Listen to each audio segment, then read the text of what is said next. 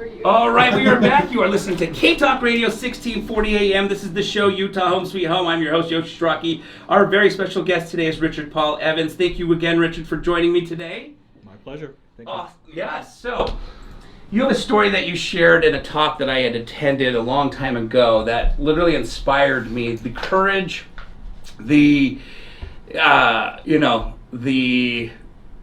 courage, I was going to use another word, but let's stick with courage, that it took to be able to take that type of action, knowing that it could completely bomb, and it's the, as people that go to sport games that see an empty seat down lower in the stadium, and they walk down and sit, and then they get caught. It's the walk of shame as you're walking back up, right?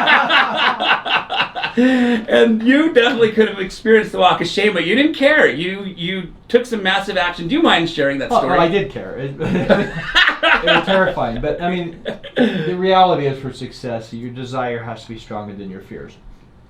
And so in this case, when the Christmas box came out, I couldn't find a publisher. Everyone rejected the book. They didn't think it would sell. Mm-hmm. And so I ended up self-publishing the book. And this is before there was Amazon.com, and distribution was always a problem. And we also didn't have any really big chain stores. I mean, Barnes & Noble was growing. Yeah. You know, we had Walden, if you remember Walden books that were in the malls. Yeah, That was kind of the yeah. biggest thing. To Got achieve. it. And so what we had were thousands of independent bookstores. It was a fun time. It was like kind of like radio used to be. Everything was like the Wild West, and everyone had their own store. And, Right. but when you're decentralized like that, then you have to see a whole lot of people. Yeah. Right? So you have to talk to 1,000 different bookstores, or 4,000. And so I would go to shows. And so I was in Denver at the Rocky Mountain Plains Booksellers, and I would rent a booth, and it'd be like $500 for a booth. Mm-hmm. Which was a lot of money for me. I mean, Yeah. I didn't have a lot of money, and I would look there. I would sit there and look for people that had red tags, because red tags meant they owned a bookstore. Right. Well, I'd been there until about noon, and I'd only seen 2 red tags, and it's like, what gives? Yeah. It's like, this is, it's no use for me to talk to other authors, right? Right. Right. So finally, I went to one of the show's organizers, and I said, "Where's all the booksellers?" Yeah. And it's Mountain Plains Booksellers, and she said, "Well, they're in Hall B with the authors." Huh. I go, Hall B? So I walk over to this other hall, and sure enough, it's just jam-packed with booksellers. And what they had this dais at the front of the room, and there'd be like 4 famous authors. It'd be like John Grisham and Stephen King, and they're up at this table, and I'm looking at it, and then all the booksellers would be in these long lines, and they get to meet these famous authors and get a free book, their newest book coming out, get it autographed, and meet the author. It's like, well, Yeah. how do you compete with that? Of course they're over here. Right. And I'm just looking at this thinking how sad this is, because these are the people I need, and then I realized that there's an empty seat up on the stage. Yes. And that little voice said to me, "You want to be a best-selling author? There's an empty seat up there, go take it." Wow. And it's a great metaphor, isn't it? Yeah. Take Yeah. the seat. It's like, well, Yeah. I'm not going to take the seat. That's crazy. They'll throw me out. I mean, Right. there's guards up there. You don't just walk up and take the seat. Right. And so I started to walk away, and that little voice said, "How much do you care about your dreams? Yeah. And if you're not willing to fight for them, who will?" Right. And it's like, dang, I'm going to do this. And I went back to my booth and grabbed a box of books and walked around that big crowd and went around back and came up, and I sat down with my books on the stage. Wow. And between two famous authors. Yeah. And it's like, wow, this is going to be bad. Just then, sure enough, someone starts walking over towards me. It's like, oh no, I'm terrified. It's like, it's going to be so embarrassing. There's hundreds of people here, and they're just going to throw me out. And the woman gets to me, and I turn and I look up at her, and I don't know where this came from. I looked at her, and I said, "I'm sorry I'm late." And it just came out of my mouth. And Yeah. She just looked at me like, oh.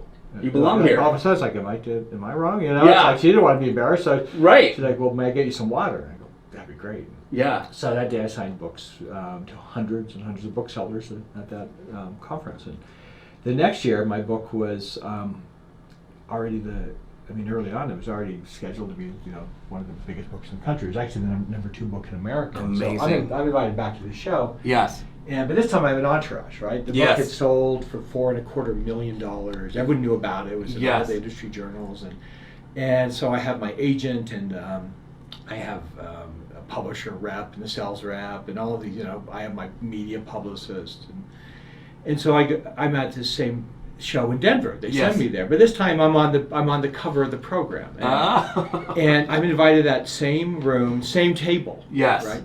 And so I sit down, and that same woman was there from the volunteer, the woman who was going to was there from the year before. And I mean, this time the other authors want my autograph. And it's like I have a little table with my name on it this time, right? So it's like I belong this time. Right. Well, she walks up to me and I said, "Do you know who I am?" And she goes, "Yes, Mr. Evans. Your book's very famous. Everyone here knows who you are." I said, no. I said, "No. Do you remember me?" Yeah. I go, "From last year." She goes, "No, I was here last year. You weren't here." And then she just looks at me for a moment. She goes, "Oh my gosh, you're that guy that crashed the book signing." I go, "Yes, I am." And she goes, "Wow, you did it. You made it." And I said, "Well, thank you for not throwing me out." She goes, "I was going to, but when you looked me in the eyes, I couldn't do it. I just couldn't bring myself to do it." She goes, "Congratulations. Let me get you some water." Holy cow. And it's like that is so much of what life is. It's like, it's right there. Take the seat. Yes. It's going to take courage. It's going to take a chance of failure and a chance of embarrassment. Just take the seat. Yes.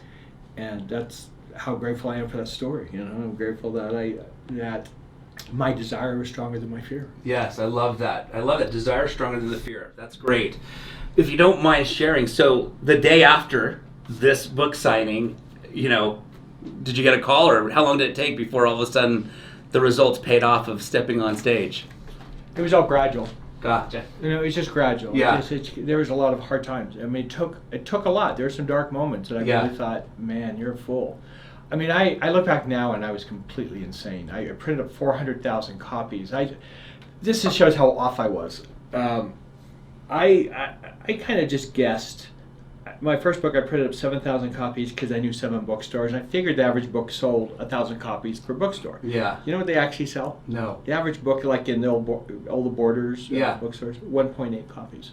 Oh, jeez. The average book sells 1.8 copies. Wow. Yeah. So which means some don't even sell that, right? Right. And so, but the Christmas box was unique. I mean, I had one bookstore sold more than 5,000 copies of the book. Amazing. So I just had this incredible faith, and part of it was just seeing how people responded to it, that they would share it. And I was outselling John Grisham in the local bookstores, and no one was outselling John Grisham back then. Wow. And so that's, it was a crazy time. And now that I really know the industry after 30 years in it and meeting all the top publishers in the world, I mean, I have an inside look that few people have of the industry, and look back and it's like, man, you were bold. Sometimes my favorite, fate favors the bold, but also I think fools tread where angels fear. Yes. Wow. So another thing that I remember in this talk that I heard you give a long time ago is that you shared you are very good at marketing. And your publisher had asked if you'd be willing to teach a class to other authors, and you're like, why would I do that? I'm great at marketing. Oh, I was actually thinking, hey, that sounds fun, and my agent's the one that she literally said, gotcha. She goes, hell no. Oh.